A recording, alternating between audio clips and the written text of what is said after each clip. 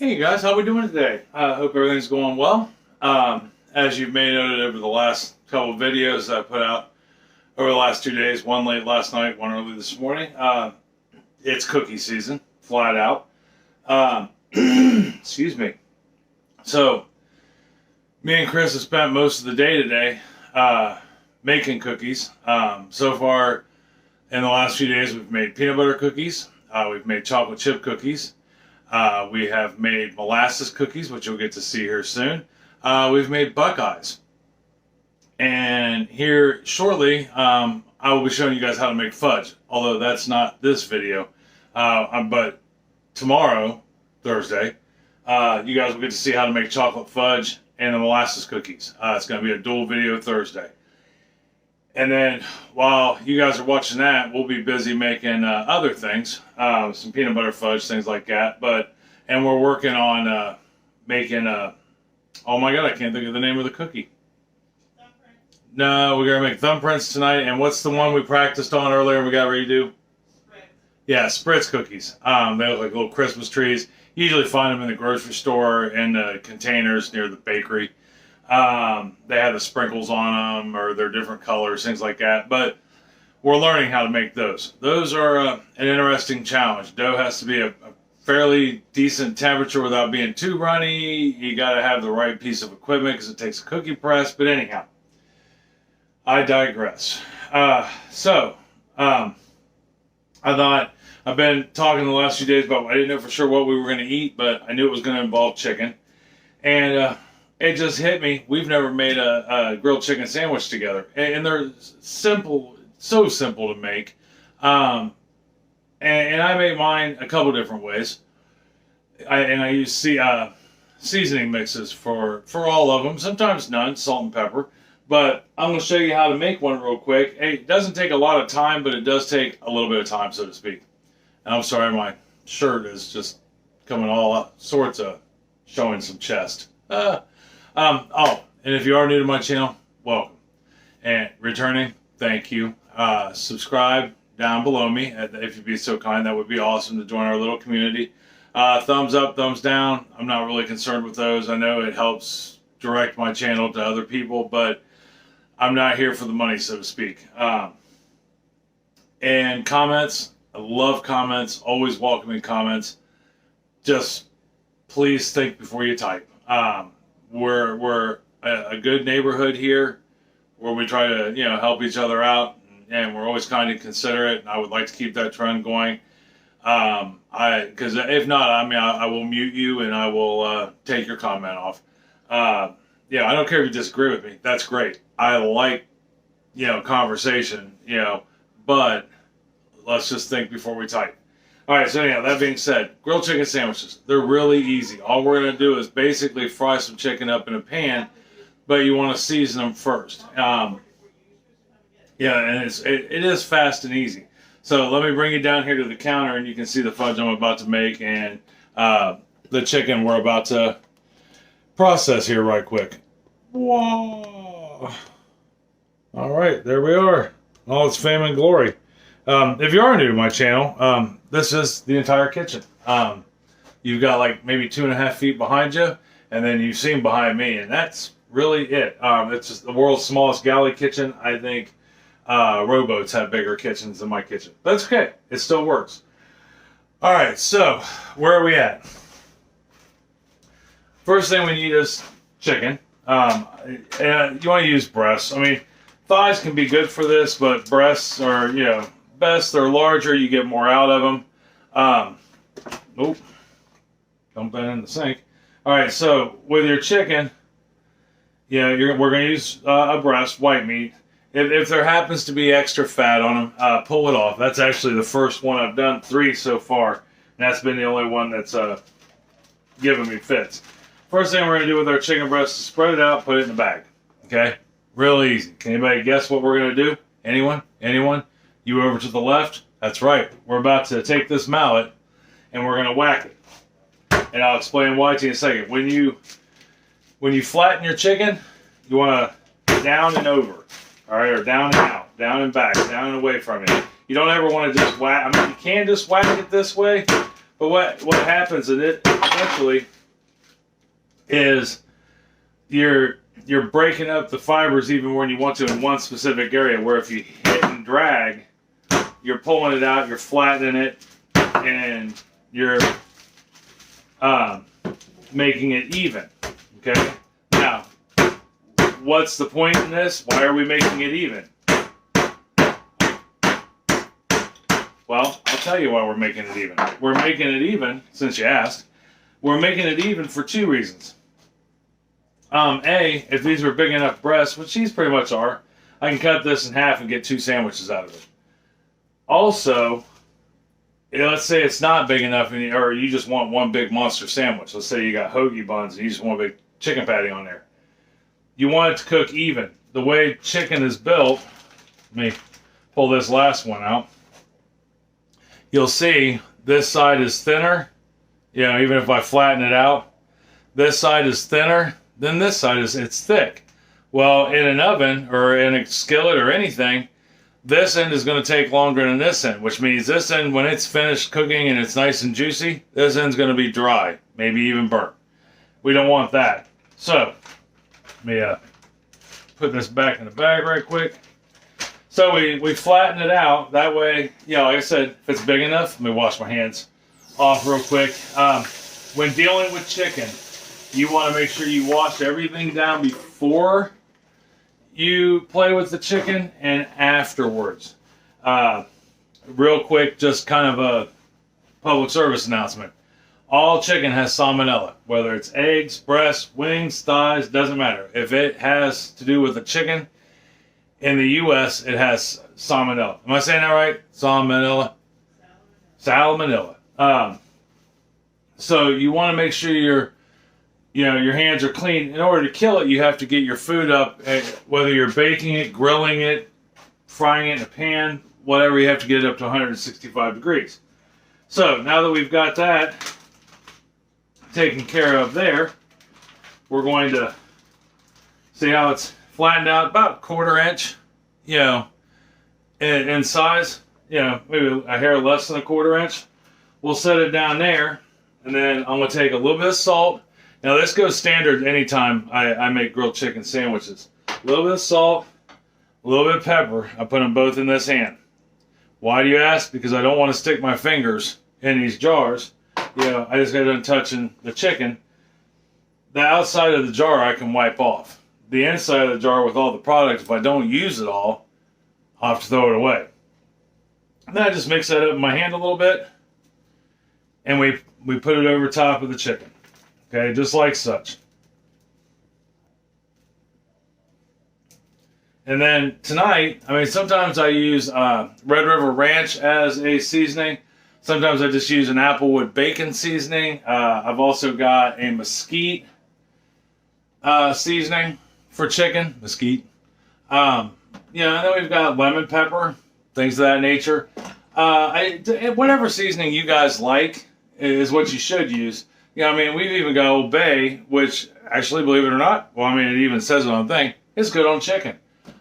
So that's the beauty of this. It's simple, and you can make this chicken taste any flavor you want. Any flavor you want. Tonight, we are having a roasted garlic and herb.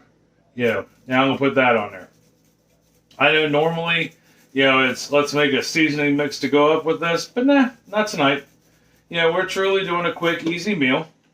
And then we're going to flip this over. I'm going to flip it over in the pan I've already got these breasts in. Okay? I've got 4 of them in here, which could easily be 6 to 8 sandwiches. And then I'm going to put the salt and pepper on there. Salt and pepper on there. Just go ahead and put the rest of the salt and the pepper in there, like such. We're going to liberally shake this on here. Liberally. Yeah, we're going to put a fair amount on. All right, let's put some all in there. Now, what are we going to do next? Well, next we're going to rinse off this lid.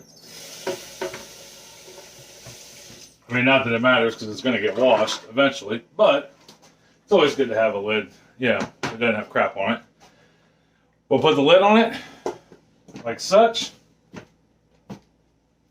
And then comes the hard part. And it's not even really the hard part. We're going to put that chicken, sorry, you guys are sitting in a chair, which is kind of cool if you think about it.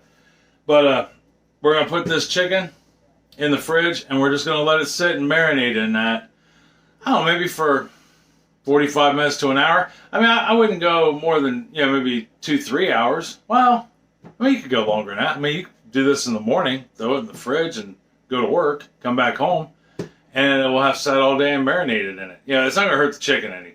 The one thing you have to watch with salt is salt and pepper, just straight salt, not sitting in salt water, which is how you tenderize chicken to bake it, or a way to tenderize chicken to bake it, is salt in general will break down any protein eventually, which is why when you put salt on pork chops, you only let it sit for about a half hour, 45 minutes.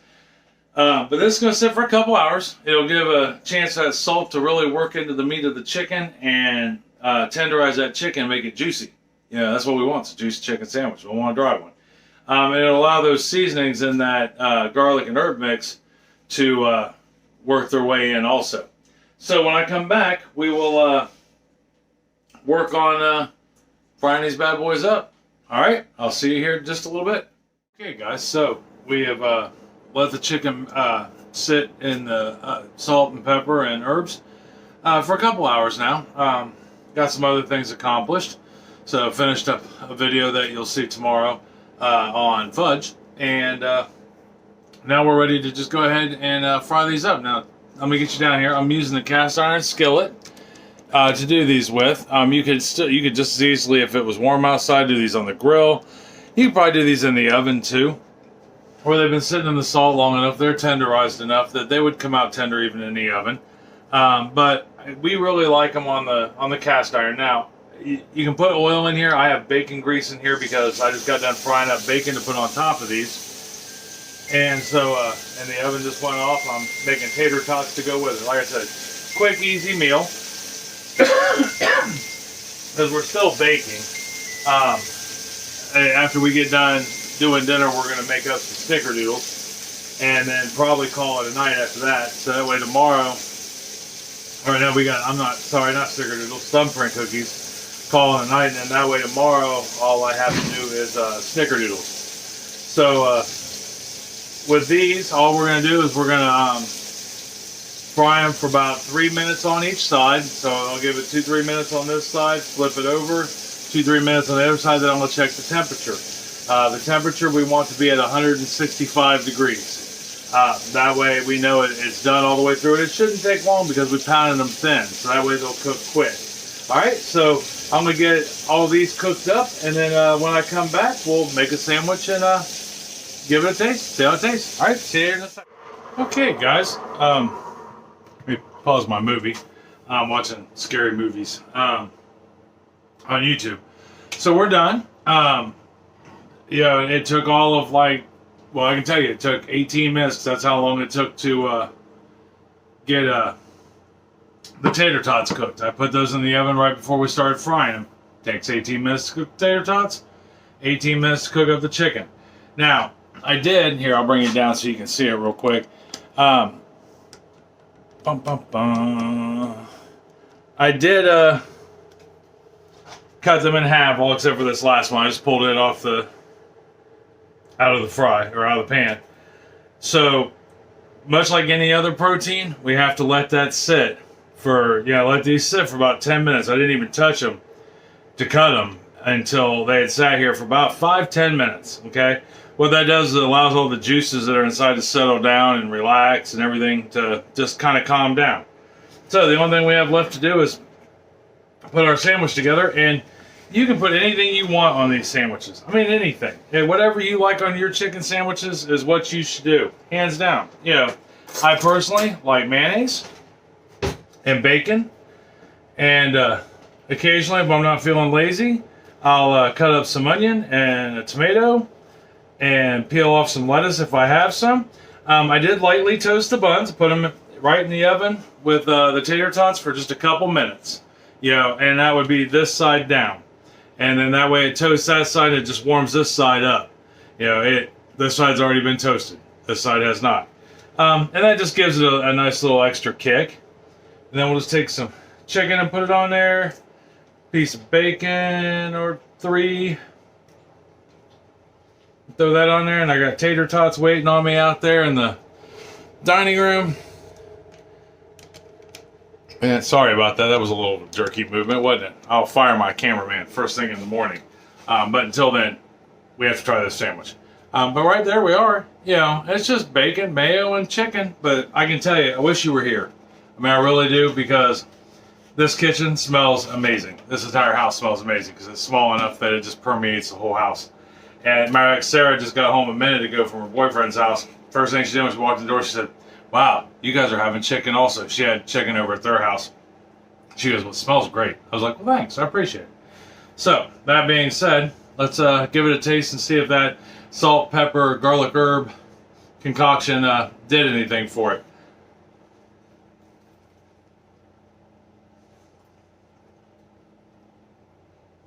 Yeah.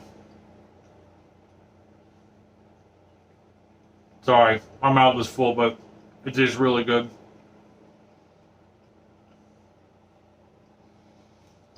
You can taste every herb that we put on there. The salt made it nice and juicy. It's so tender and done on the inside. I don't think you can see it for it to do it justice. You know, but it is juicy. And the crispness. Okay, so with a cast iron, much like anything else, what seared this, okay, was we had the heat medium high. All right, now if you don't know with cast iron, when you first turn it on, you want to turn it on a low heat. Okay, let it warm up a little. Cast iron's slow to warm up, but once it gets there, it doesn't let go. But in order to keep your pan in good shape, medium, or you want to go on low heat to start. Then once it gets a little warmed up, you move it up, and we ended up on medium high. With the bacon grease that was in there, because I'd already fried up some bacon in it. Once that meat hit, it instantly seared. You know, it got a nice crisp outside. It seared in all those juices and all that flavor, and it shows. You know, it's got a nice, you know, not burnt crisp outside, but a nice crunch outside with a tender, juicy inside. The bacon accents it real nicely. Duke mayonnaise goes great with everything because it's Duke's mayonnaise, and I'm not sponsored by them either, but that is the mayonnaise we use solely. I never even heard of it till about 4 years ago, and I saw a commercial for it. They were baking a cake with it. I thought, wow, if you can bake a cake with it, it's got to be good. Tried it, been trying it ever since. So anyhow, give this a shot. If you do a grilled chicken at your house, let me know what seasonings you put on it. You know, we do a variety of seasonings. I have about 8 different seasonings we use to kind of change it up a little bit and give it a different flavor. Sometimes we'll just put taco seasoning on it, put some salsa on the bun with some lettuce, and call that a meal. A little bit of Mexican cheese, you know, or Colby Jack or Pepper Jack or any of the Jacks. You know, there's just so many things you can do with a grilled chicken sandwich, or grilled chicken off the pan-fried chicken, I guess I should say, that the possibilities are endless. I could probably do a video every week for almost 2 years just on the different things you could do with a pan-fried chicken sandwich. But anyhow, try this. Or if you have one, let me know what you do. All right? Let me know what you think. But that should be it. Now, tomorrow, like I said, in the morning, there'll be a molasses cookie video out. And then in the evening, it'll be chocolate fudge.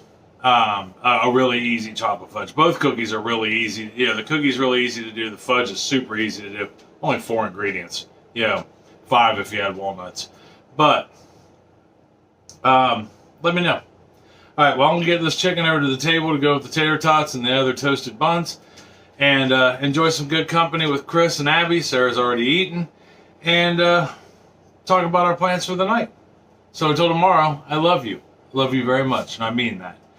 Tell somebody else you love them, and that you love them very much. Make them a chicken sandwich. I just used 4 chicken breasts and made 8 sandwiches. You know, that's enough to share. Invite the neighbors over. Get to know each other. Take care of each other. All right, till tomorrow, I love you. I'll see you then. Bye.